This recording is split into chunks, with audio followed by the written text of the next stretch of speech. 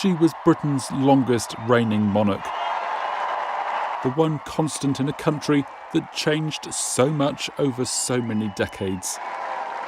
From the post-war era of food rations to the digital age, the Queen moved with the times, and the people moved with her. As popular in the 50s as she was well over 50 years later. Through crises inside and outside her family, public support and affection towards her rarely, if ever, wavered. A monarch admired for her longevity and sense of duty, with her beloved husband by her side, and as a widow queen.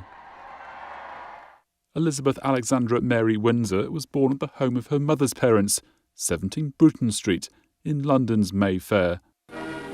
Princess Elizabeth was to them as great At the time, her grandfather, King George V, was on the throne. Her father, the Duke of York, was the second son of King George and Queen Mary. When her grandfather died, her uncle Edward became king, but it was a reign that would last just 10 months. He abdicated to marry an American divorcee. His irrevocable determination to renounce the throne. In a year that saw 3 kings, Elizabeth's father assumed the throne. That she would one day become queen was now not in doubt. She met her future husband 2 years earlier, in 1934, when they attended the wedding of Prince Philip's cousin, Princess Marina of Greece, and the Duke of Kent, who was an uncle of Princess Elizabeth. By the end of the decade, war had broken out and Philip was sent to sea. Elizabeth spent those war years in the Auxiliary Territorial Service. The princess, who was on the eve of her 19th birthday when these pictures were taken, is at the wheel of a 1,500-weight truck in convoy.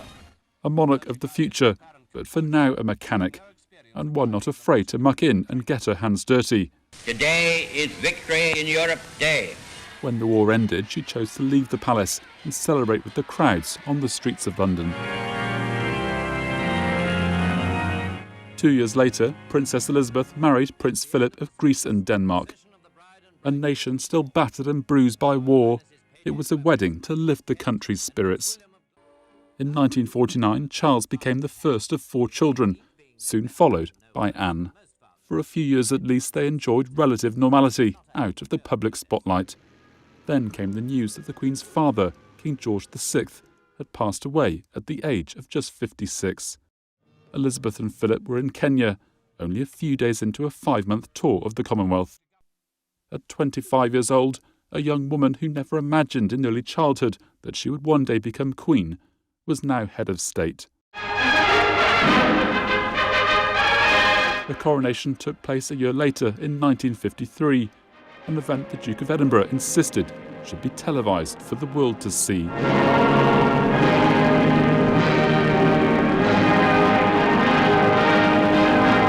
In the 60s, Andrew and Edward completed the family. The Queen is said to have worried about her children, like any mother.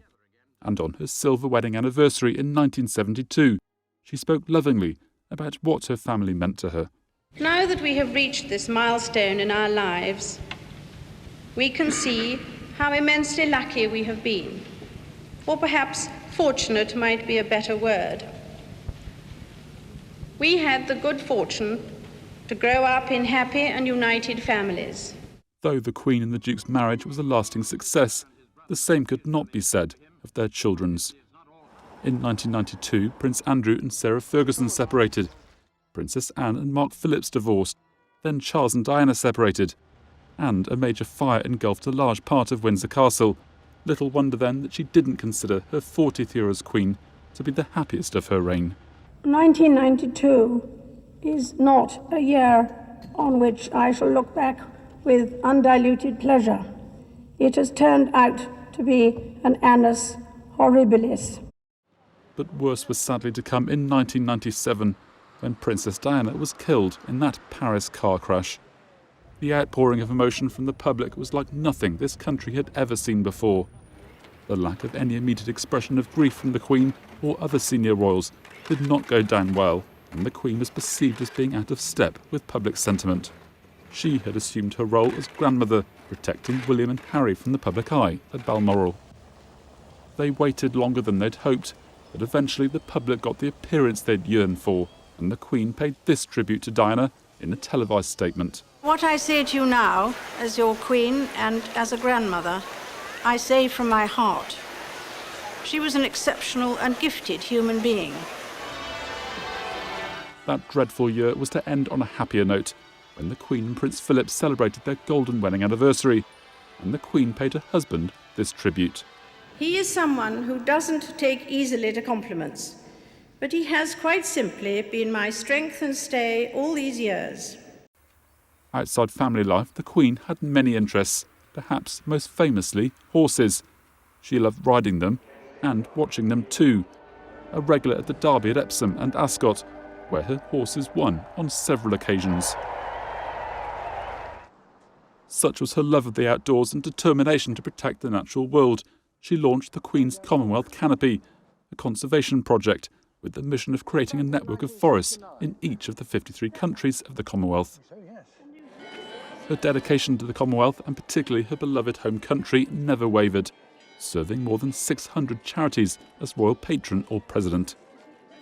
Even after the Duke of Edinburgh retired from public life, the Queen continued her busy diary of royal engagements, a life of public service that saw her host well over 100 state visits.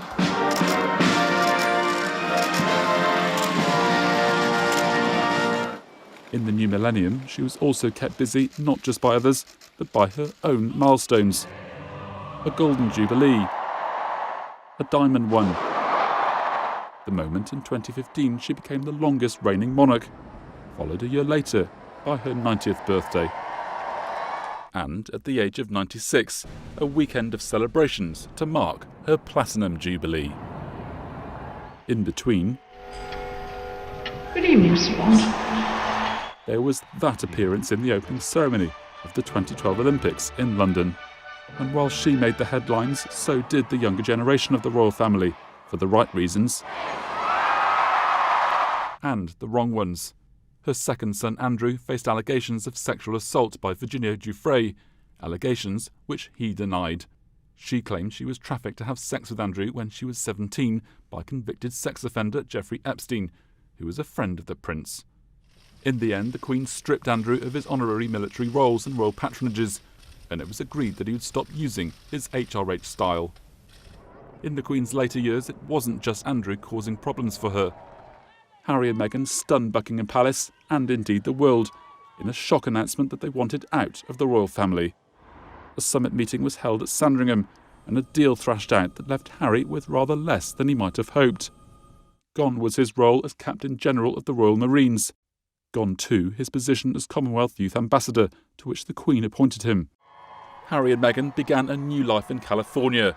It was there that they gave Oprah Winfrey a bombshell interview about their old life in the UK and how it left Meghan feeling suicidal. I just didn't want to be alive anymore. And that was a very clear and real and frightening, constant thought. It was one of many shocking revelations. Others included allegations of racism within the royal family. A new crisis for the Queen to deal with, just as the country, and indeed the whole world, was beginning to emerge from its biggest health crisis for a century. The coronavirus pandemic was a heartbreaking, stressful and anxious time, and the Queen found the words to comfort her people in only her 5th special television address of her reign. I hope in the years to come, everyone will be able to take pride in how they responded to this challenge. And those who come after us will say the Britons of this generation were as strong as any. We should take comfort that while we may have more still to endure, better days will return. We will be with our friends again. We will be with our families again. We will meet again.